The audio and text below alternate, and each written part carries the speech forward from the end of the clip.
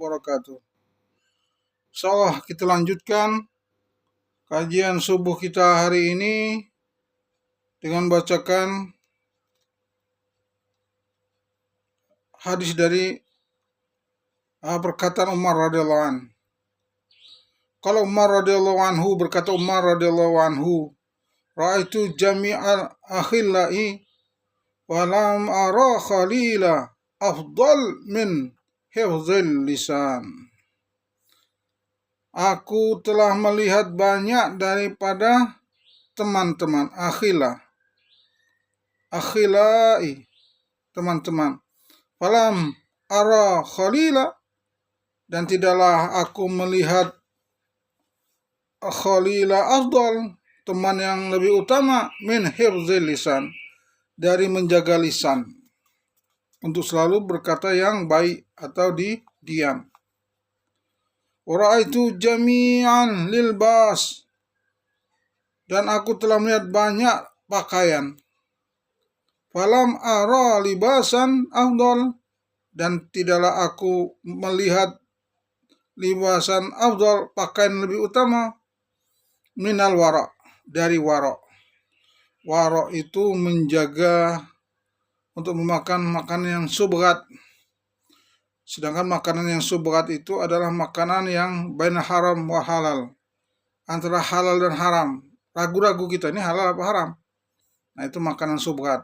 Maka orang yang waro ini adalah orang yang menjaga makanan yang subhat, tidak makan makanan yang subhat. Yang subhat aja tidak dimakan, apalagi yang haram. Contoh subhat misalnya, dia tidak yakin beli ayam di pasar itu, ayam itu dipotong dengan benar atau enggak. Maka dia tidak mau beli ayam di pasar, dia lebih suka motong sendiri.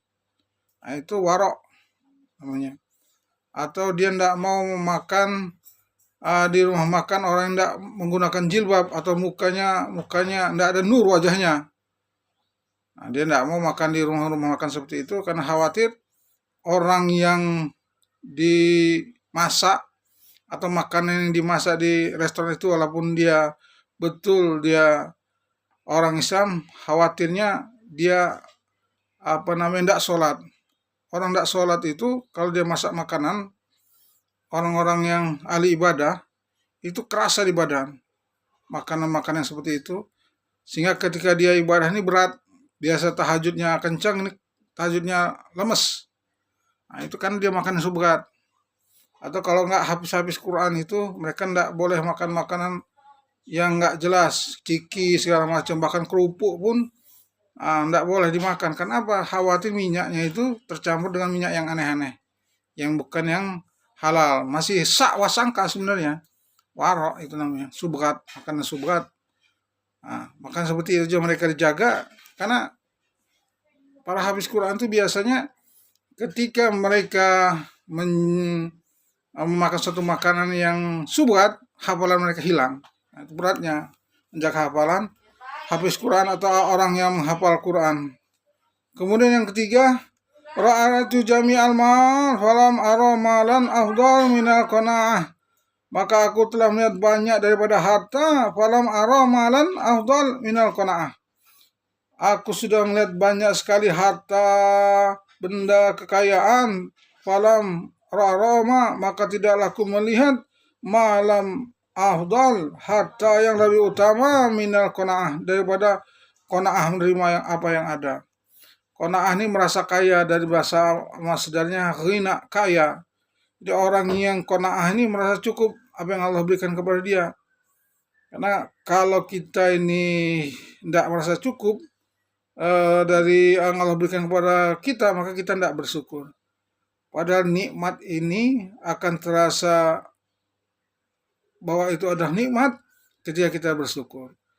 Tapi walaupun kita ini banyak harta, banyak kedudukan, banyak sekali nikmat Allah berikan kepada kita, tapi kita tidak bersyukur, maka nikmat yang Allah berikan kepada kita itu tidak terasa nikmat. Sebagaimana nasi ini, makan nasi nggak ada garam, nggak terasa nikmat. Masya Allah. Nah, itulah qanaah. Kita menerima apa yang ada, mensyukuri yang Allah berikan kepada kita. Apa yang Allah berikan walaupun sedikit, maka itu akan terasa nikmat, bagaikan garam di dalam makanan. Wara'aitu jami'al bir, dan tidaklah aku melihat banyak sekali kebaikan. Falam ara biran, maka tidaklah aku melihat biran afdal minal nasihah. Banyak sekali aku melihat, sudah banyak melihat, aku melihat, kata Sayyidina Umar radhiyallahu an, beberapa kebaikan, banyak kebaikan, tapi tidaklah aku melihat kebaikan yang lebih baik, birran afdal, kebaikan yang paling baik, minal nasihah, yaitu nasihat. Karena orang kalau dia sebagaimana orang yang dahaga, orang yang punya iman ini sebagaimana orang dahaga untuk akhirat, maka kalau diberi nasihat dia subhanallah, subhanallah, dia merasakan nikmat. Tapi kalau orang ini dalam hatinya itu tidak ada kebesaran agama, kebesaran akhirat, dikasih nasihat tentang apa namanya kebenaran akhirat, berita-berita akhirat, maka tidak ada gunanya bagi dia. Bahkan dia mencemooh, lari, takut, ceritakan kematian, takutnya luar biasa, marah, tidak mau dengar itu. Summun bukmun umyun fahum la yarji'un. Pekak bisu buta, maka mereka tidak kembali. Bahkan telinganya itu ditutup untuk mendengar berita-berita akhirat, berita-berita kubur, karena takut. Tapi kalau orang yang punya iman ini, yang butuh akhirat, yang siap-siap untuk menuju akhirat, maka begitu dikasih nasihat tentang agama, akhirat dalam berita, maka dia bahagia. Tapi kalau orang cintanya ke dunia, kepengen terus bercita-cita untuk jadi kaya, untuk jadi orang hebat, di tulul amal, panjang angan-angan dia untuk menjadi orang kaya, untuk jadi orang hebat, untuk jadi pejabat segala macam, untuk cari bisnis dan sebagainya, maka yang dia cari adalah dunia dalam berita. Dunia, terus berita-berita bisnis, terus berita-berita peluang, karir, dan lain sebagainya yang dia cari. Sehingga itu, dia akan bahagia dengan itu. Tapi kalau bicara akhirat, berada kematian, dia takut. Gue masih muda, gue gak usah bicara-bicara kayak gitulah. Gue masih muda, gitu. Dia berkata begitu. Padahal dia tidak tahu itu, kubur itu sudah menanti dia sejak dia dilahirkan. Allahu Akbar, wassalam. Orang itu jami'al at'imatin, dan tidaklah aku melihat banyak daripada makanan. Falam ara ta'am afdal al-lazza minal sabar. Tapi tidaklah aku melihat makanan yang nikmat, al-lazza, makanan yang nikmat, minal sabar, daripada kesabaran. Maka kalau orang sabar itu, apa saja yang diberikan Allah kepada dia, baik musibah atau nikmat, maka dia alhamdulillah. Alhamdulillah, alhamdulillah. Maka zikirnya pun alhamdulillah. Alangkah nikmatnya kita kalau zikir alhamdulillah. Cobaan yang bagaimanapun yang kita berikan kepada Allah, begitu kita mengucapkan alhamdulillah, kita zikirkan alhamdulillah, alhamdulillah, alhamdulillah, maka kita menangis sampai kita bertetes air mata dan kita berkata kepada Allah, ya Allah, alangkah nikmat cobaan yang kau berikan kepada kami. Maka ada doanya itu, alhamdulillah ala kulli hal, segala puji bagi Allah atas segala sesuatu. Maka apabila kita baca itu, maka Allah akan berikan kepada kita rasa tentram di hati, insyaallah. Maka dalam beberapa hadis dari Nabi juga di sini dikatakan kun wara'a. Jadilah kalian orang yang wara'a, orang yang wara', takun abadan nas, maka kalian akan menjadi orang yang baik ibadahnya di tengah manusia.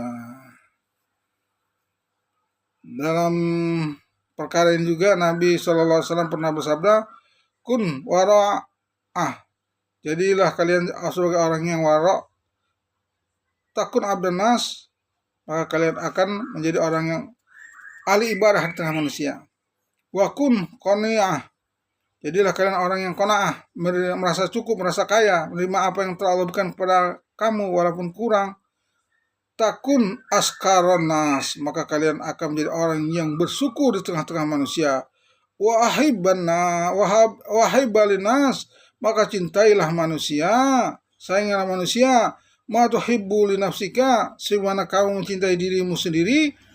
Takun mukminan, maka kalian akan benar menjadi orang yang beriman. Wasin mujawarah,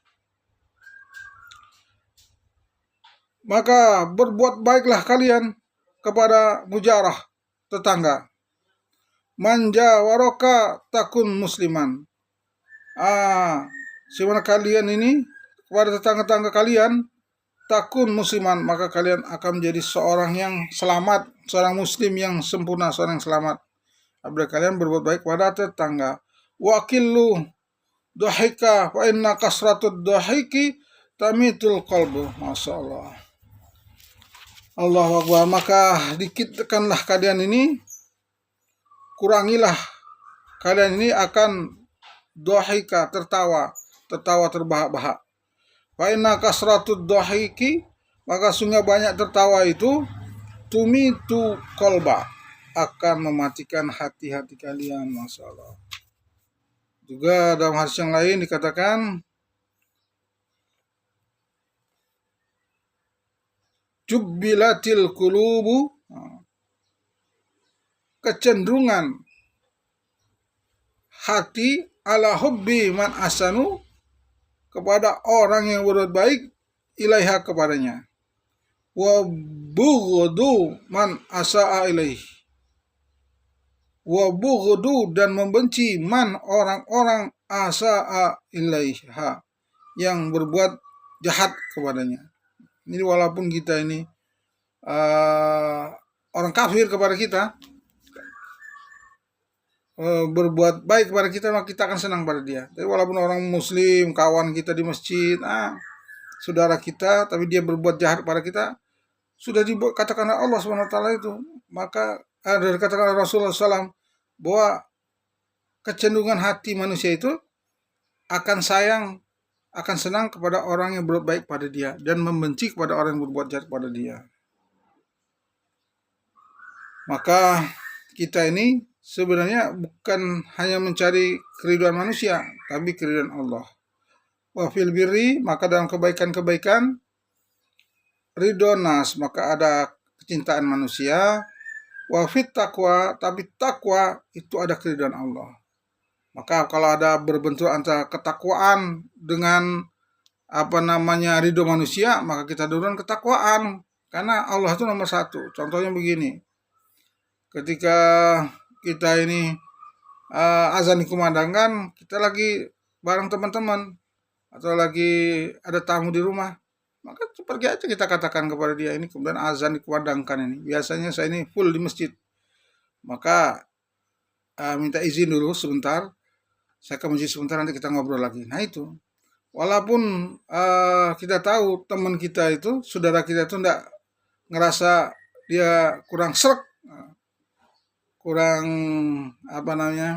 di hatinya kurang nggak enak, tapi tetap aja kalau dia nggak pernah sholat masjid maksudnya, maka ya tetap harus kita lakukan, karena kita yang butuh itu keridhaan Allah, bukan keridhaan manusia, gitu. Maka hadirin Allah SWT,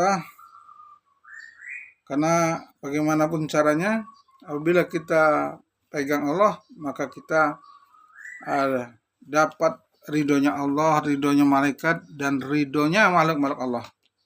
Tapi kalau kita ini mendapat murka Allah, maka murkanya malaikat dan makhluk-makhluk Allah di muka bumi akan murka kepada dia. Dan sebuah hadis kursi dikatakan, yang mafhumnya, apabila Allah ridho kepada seseorang, maka dia katakan kepada para malaikatnya, hai malaikatku, kabarkanlah kepada seluruh makhluk di muka bumi ini, aku ridho kepada si fulan, dan perintahkan mereka untuk ridho pada si fulan. Maka semua penduduk bumi ini berkhidmat melayani si fulan yang Allah ridhoi. Tapi ketika Allah SWT membenci seorang manusia, maka dia katakan kepada malaikat, hai malaikat, aku benci pada si fulan, dan sampaikan kepada seluruh makhluk, maka aku membenci juga pada si fulan. Maka kalau dalam tausiah sebelumnya saya sampaikan bagaimana para sahabat radhiyallahu anhu itu bisa berjalan di atas air. Sebagaimana Sa'd bin Abi Waqqas radhiyallahu anhu menyeberangi sungai tanpa pakai perahu. Itu apa? Karena khidmatnya, layanan makhluk yang namanya air kepada Sa'd bin Abi Waqqas. Karena Sa'd bin Waqqas ini sudah Allah ridhoi, maka makhluk-makhluk Allah yang di muka bumi pun ridho kepada Sa'd bin Abi Waqqas dan berkhidmat melayani Sa'd bin Abi Waqqas radhiyallahu anhu. Bahkan Gunung Himalaya pun dia membelah menjadi dua untuk berjalannya pasukan Sa'ad bin Abi Waqqas, karena untuk melayani Sa'ad bin Abi Waqqas radhiyallahu anhu dan pasukannya untuk berdakwah ke Cina.